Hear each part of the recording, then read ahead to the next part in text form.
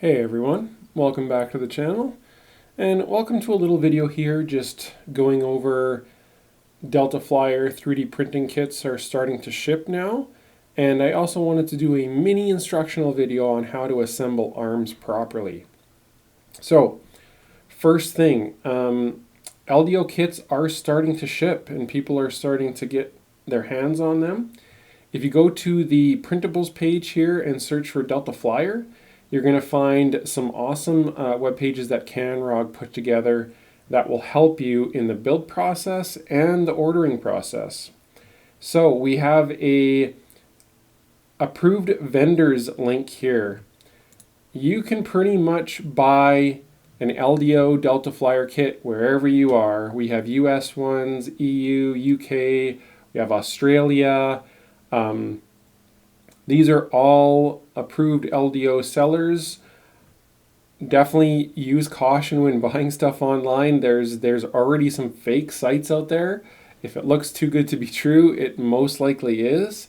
If you're unsure, definitely join my Discord and ask questions. We can help you out, but we do have the approved vendors list here for you if you're looking to buy yourself a Delta Flyer. As well as on the printables page, you will see a quick start guide and a really good build manual to get you started. I mean, there's a big wealth of information here that CanRog has put together. The Orca slicer profiles on here, wiring diagrams, clipper config. I mean, even if you're not ready to buy Delta Flyer yet right now, just poke around the website and take a look at the build manual. See if it's something that you might want to look at building. It does walk you through assembling the arms here. This is a incredible temporary manual to get people printing and get people building right away. So I highly encourage people just to poke around the website and learn as much as they can before they go ahead and buy. But I'm going to take you over here to my desk and give you a quick rundown on how to properly assemble your Delta arms if you are building a Delta Flyer kit.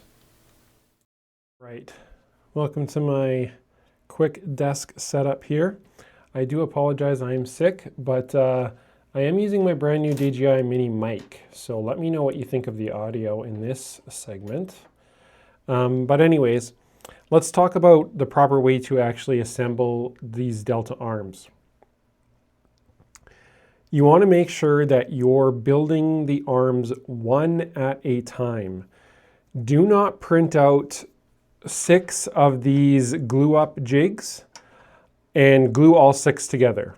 The reason being is there's no guarantee that these jigs are all identical, and you want your arms as close to identical as absolute possible. Clipper can obviously compensate for arms that are slightly out or slightly different, but why have Clipper go through all that effort when you can actually just build the arms as good as possible right from the get-go? So I highly recommend just print out a single jig to glue your arms up. Choose pretty much whatever glue you want. I use JB Weld in this particular one here. That's what I preferred to use. 5-minute epoxy, 30-minute epoxy would be great. Even super glue I'm sure would be perfectly fine. But get yourself a decent quality glue and make sure that you're kind of doing this beforehand. You don't need the arms right away in the build, of course, but plan ahead and try to glue your arms up before you start building, kind of thing. I will also mention there is threaded rod included in your kit. There's no threads in the plastic. You're basically just threading this into plastic itself.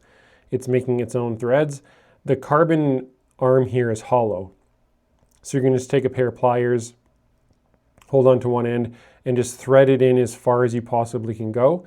And then the other end is going to go into the carbon rod here, which is pre-cut by LDO, and you're just going to glue it in. And that's kind of how the gluing part of it goes.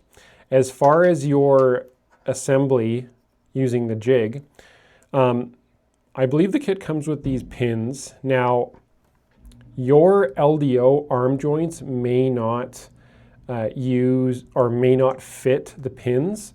So you might actually just be using M3 bolts, which is perfectly fine as well. The joints that are in the LDO kit, there's no way for LDO to source genuine MP jets. So the tolerance might be slightly different. Either method will work. Like I say, just make sure you're doing one tool. Don't print out 6 of these. But anyways, basically you're just sliding these arms onto the M3 bolts or the dowels, whichever you're using. And the jig is actually going to determine the length. The cut of the carbon fiber does not determine the length. The length of the threaded rods does not determine it. It's the actual end-to-end of the jig here. It's okay if there's space in between these, it doesn't matter. The jig is going to set the size of the arm.